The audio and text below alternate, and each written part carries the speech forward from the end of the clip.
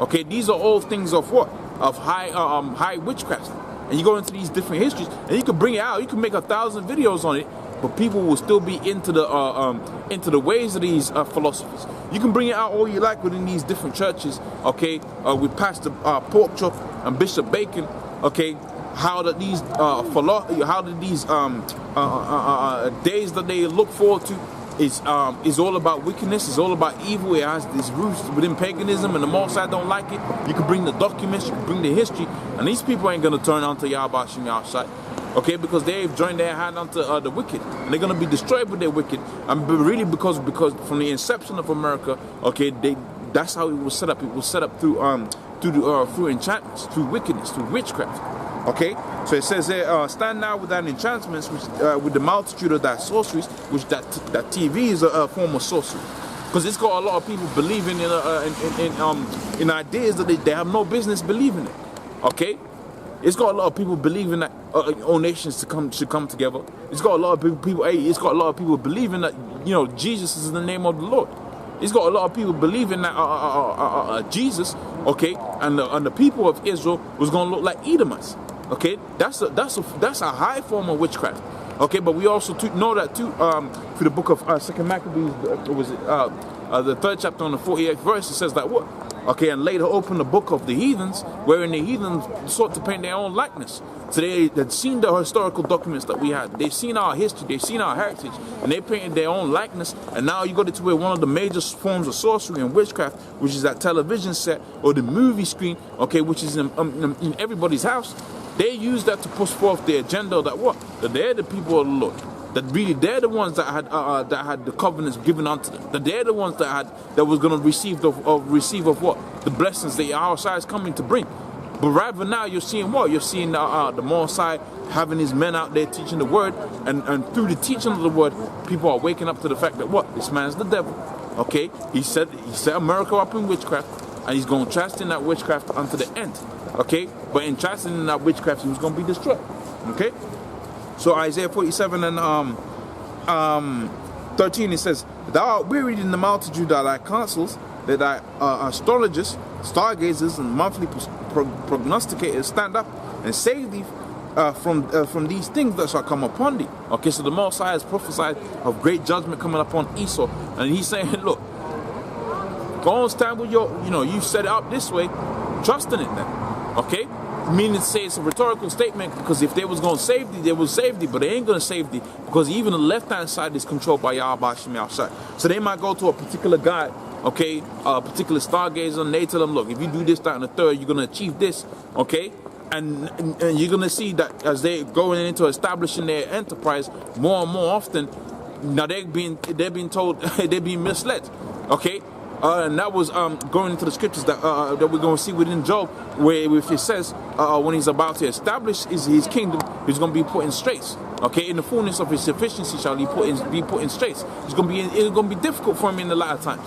Okay, because the messages that they were used to get from the direction that you used to get from the left hand side, it was going to cease because the right hand side was going to be elevated in the latter times. Okay, who's going to put them into a state of derision.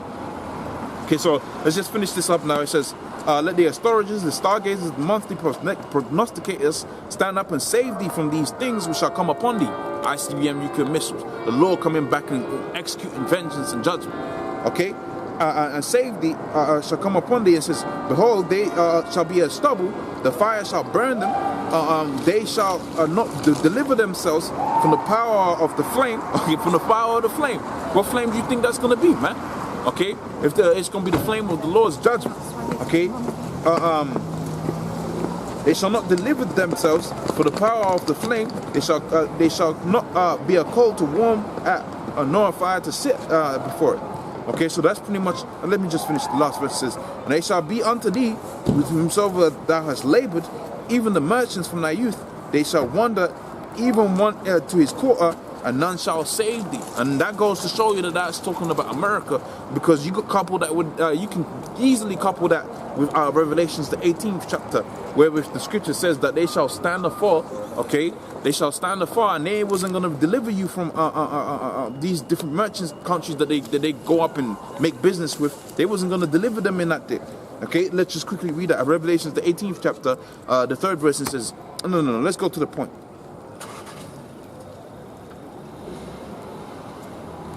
Okay, so Revelations 18 and 18 and 9, it says, and the kings of the earth who have committed fornications and lived deliciously with her, the merchants that was spoken about within the we spoken about here within the 3rd verse, and spoken also about within the Isaiah the 47th chapter.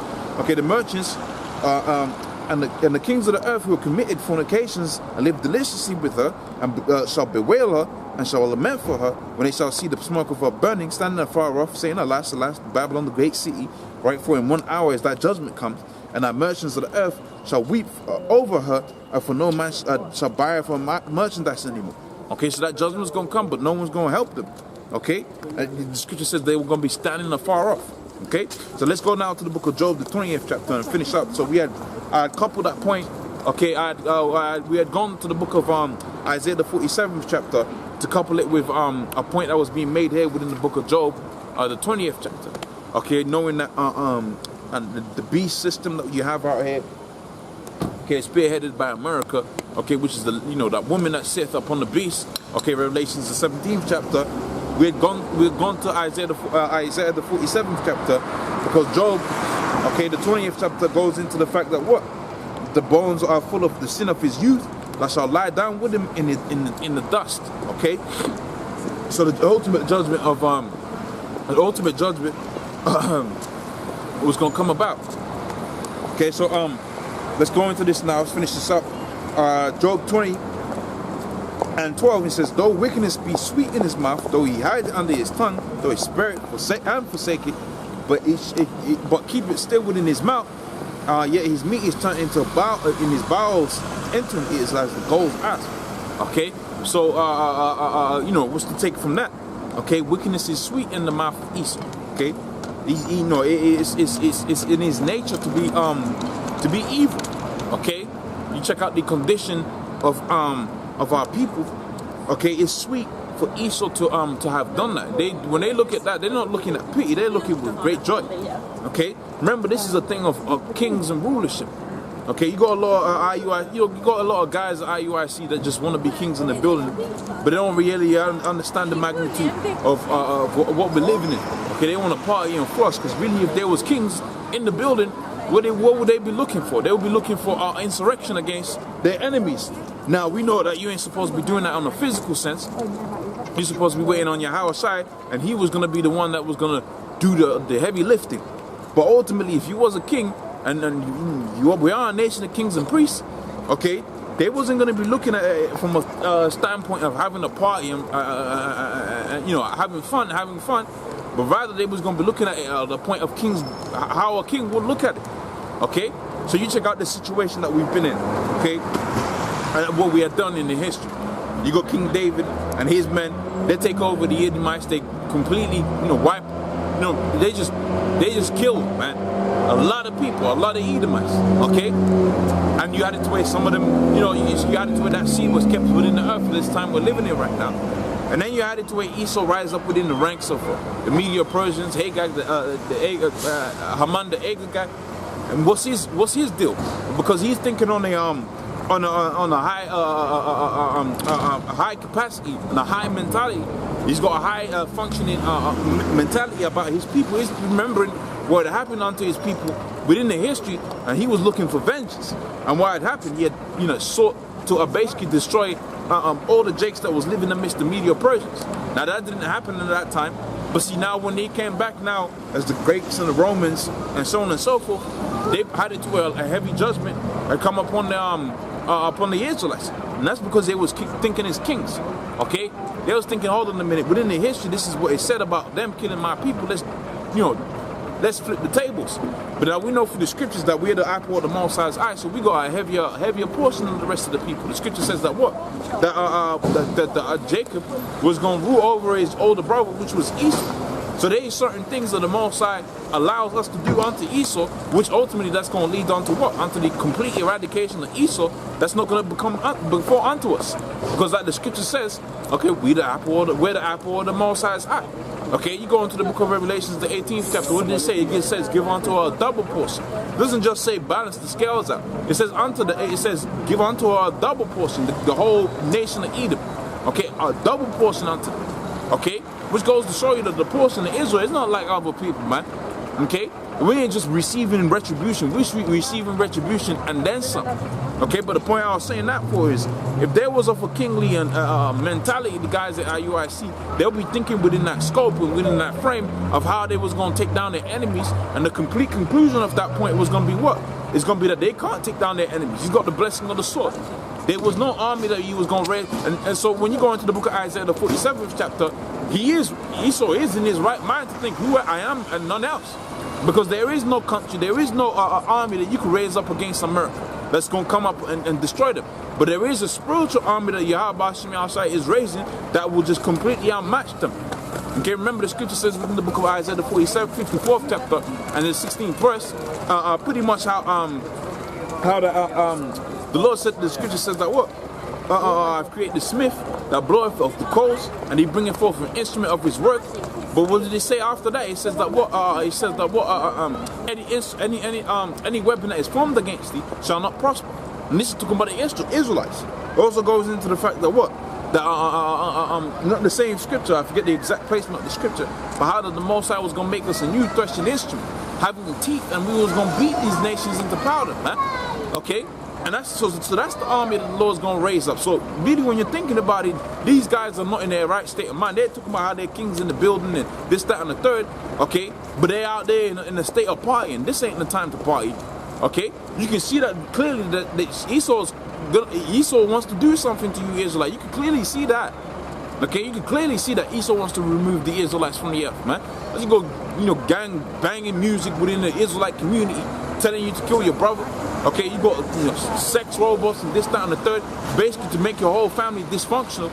Okay, you can clearly see that the agenda, okay, is to break apart the Israelite, especially the Israelite family, okay, and have it to where the man's outside the house and the women raise up the kids and the kids become twice the monsters the drug dealer father was, okay, and the whole generational just declines to the end that what? He's just gonna wipe those dudes out, okay?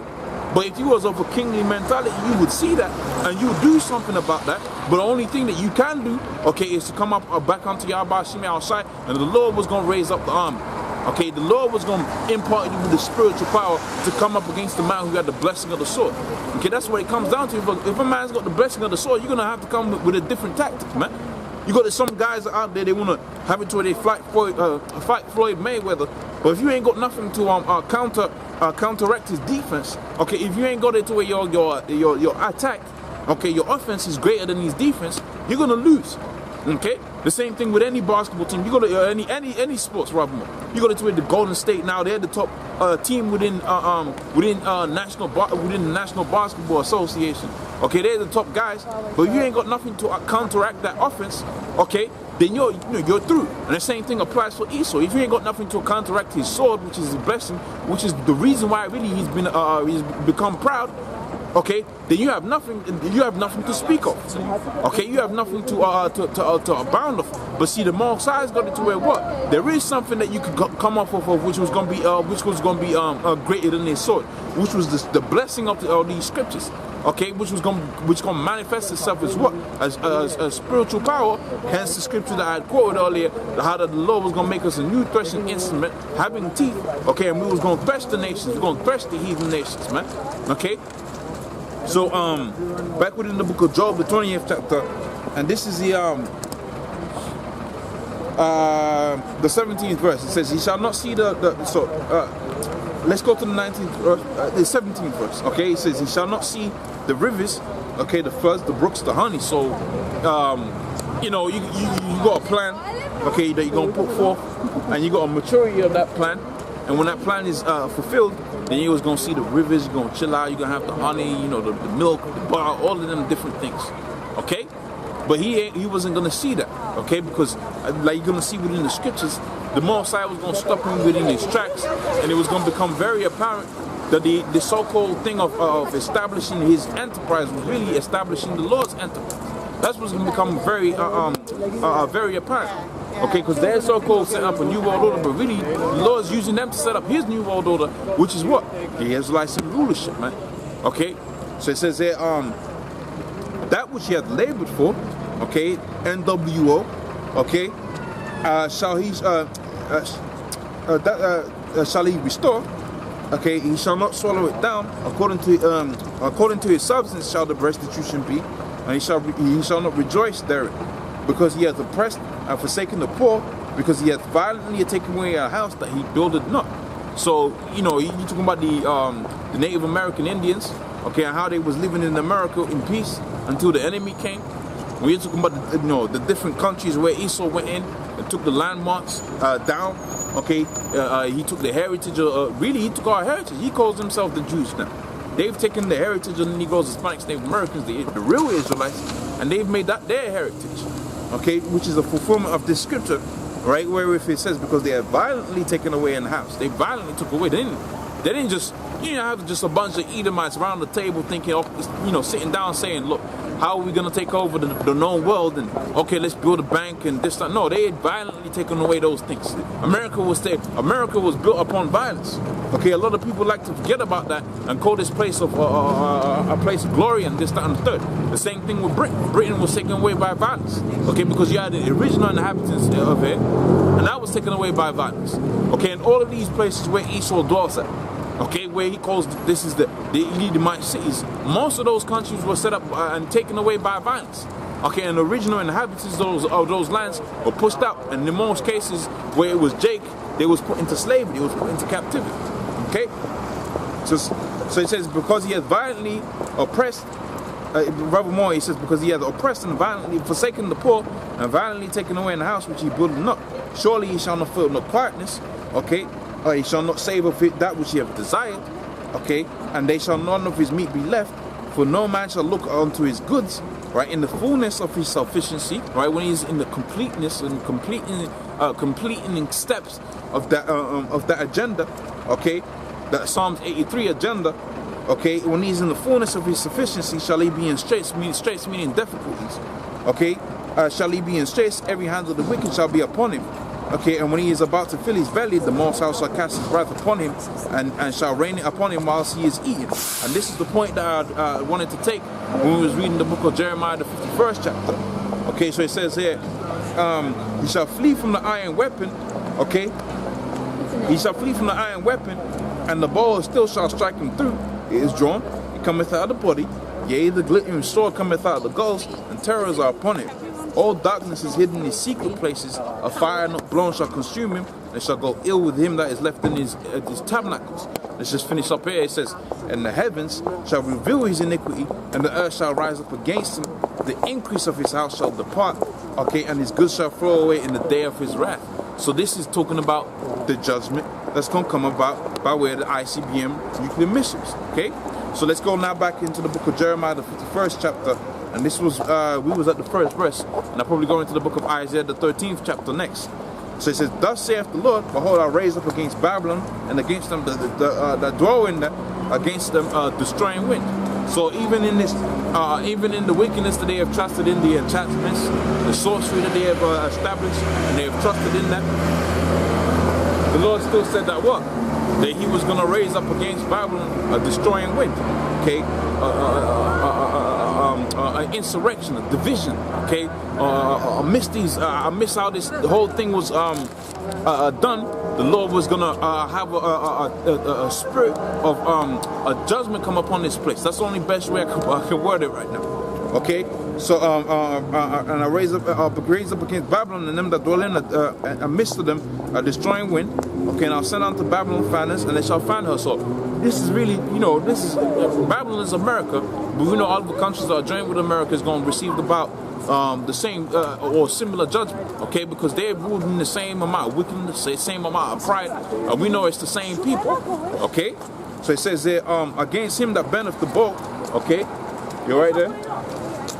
Okay, against him that bendeth the bow, let him bend, okay, his bow, and against him that lifted up his brigadine, okay, spare ye not her young men, and destroy her utterly, It says, thus the slain shall fall in the land of the Chaldeans, and they shall be thrust through in the streets. Okay.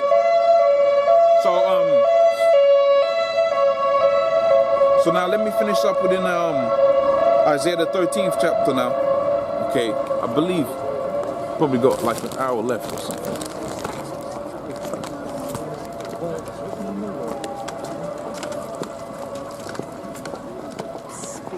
Yeah. Is that right?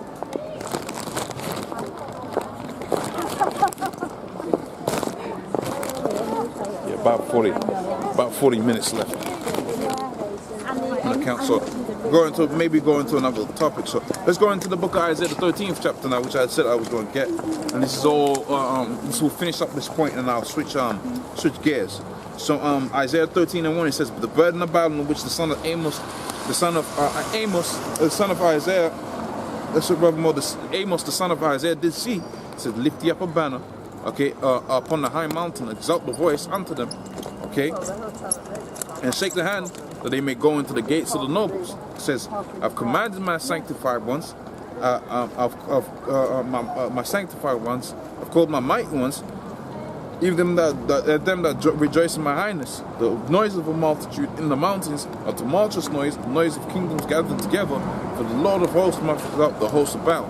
And that's what's happening out there within the around about the river Euphrates, okay, where the Lord is preparing for war. He's got it to where the Spirit is leading those people into that land.